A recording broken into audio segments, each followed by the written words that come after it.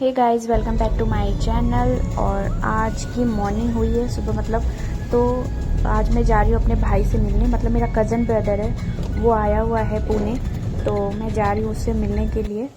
तो वो होटल में है, उसको पिक करेंगे, उसके बाद हम जाएंगे ब्रेकफास्ट के लिए। तो ये जो था एरिया, वो मतलब आज छुट्टी है ऑलमोस्ट पुणे में, गुरु नानक जयंती की। तो इस वजह से यहाँ पर बहुत रास्ता मतलब सुना सुना सुना हो रखा है, क्योंकि लॉन्ग वीकेंड है, सभी बाहर निकल गए हैं। तो यहाँ पर बहुत रास्ता खाली खाली सा मिला, किधर भी ट्रैफिक नहीं था। तो ये मतलब इतना सुंदर लग रहा था, और मौसम भी आज बहुत अच्छा है, ठंडा ठंडा मौसम हो रखा था। तो यहाँ पर हम पहुँचने वाले हैं अभी होटल के पास उनको पिक करने के लिए। तो यहाँ हम अपनी गाड़ी पार्क कर चुके हैं, क्योंकि जिस रेस्टोरेंट में हम जा रहे हैं वहाँ पे पार्किंग नहीं थी। और ये तीनों आगे आगे चल रहे हैं। एक मेरे मतलब कज़न ब्रदर है, एक मेरा हस्बैंड है, और एक मेरे कज़न ब्रदर का दोस्त है, वो भी आया हुआ है। तो ये लोग अपने किसी काम से आए हुए हैं पुणे, तो इन्होंने हमें मिलने के लिए बुलाया था, तो हम भी मिलने जाना चाहते थे। तो यहाँ पर हम जा रहे हैं रेस्टोरेंट, और ये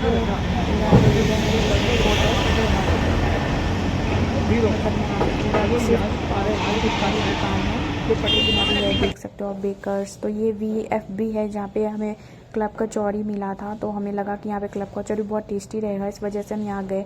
हम यहाँ फर्स्ट टाइम आ रहे हैं, ये विमान नगर में है। तो यहाँ पर हमने टेस्ट किया अपना, मतलब ये पूरा अंदर का इंटीरियर था, और ये मतलब इंटीरियर वगैरह सब कुछ अच्छा था। बट यहाँ पर जो फूड था ना, वो जब आया तो मतलब ऐसा लगा कि टेम्पटिंग लगा देखने में खाना। मतलब जो भी हमने ऑर्डर किया था, हमने छोला भटूरा और क्लब कचौड़ी ऑर्डर किया था। बट जब वो मतलब आया सामने तो अच्छा लग रहा था, बट जब हमने खाया तो मुझे बिल्कुल भी टेस्ट अच्छा नहीं लगा, क्योंकि वो क्लब कचौड़ी तो नहीं था, वो प्लेन सी पूरियाँ ही थी। फिर भी सब ने खा ली, क्योंकि सुबह का टाइम था, सबको भूख लगी थी। तो यहाँ पे छोला भटूरा और ये क्लब कचौड़ी है, लेकिन क्लब कचौड़ी बस देखने में छोटी छोटी बनाई हुई थी, लेकिन ये सिंपल सी आटा की पूरियाँ थी। तो एक्सपेक्टेशंस एकदम लो हो गया था हमारा।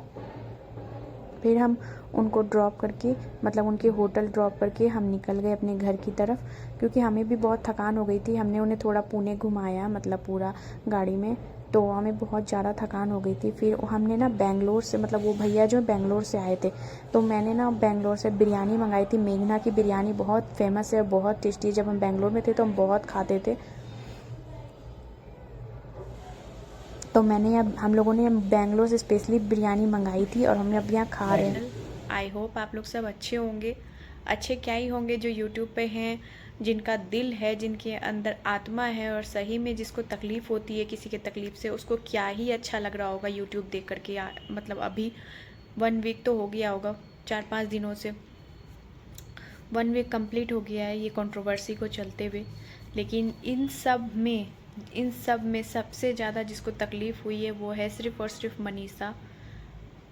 मनीषा को तकलीफ़ हुई है, और बहुत ज़्यादा हुई होगी। मैं समझ सकती हूँ उसकी, मैं नहीं समझ सकती हूँ एक्चुअली, मैं सच बताऊँ, कोई नहीं समझ सकता उसकी तकलीफ़ को, कि उसके ऊपर क्या बीत रही होगी। जब एक लड़की शादी करके किसी भी लड़के के साथ आती है ना, तो वो उसका पति जो होता है ना, वो ही उसका सब कुछ हो जाता है।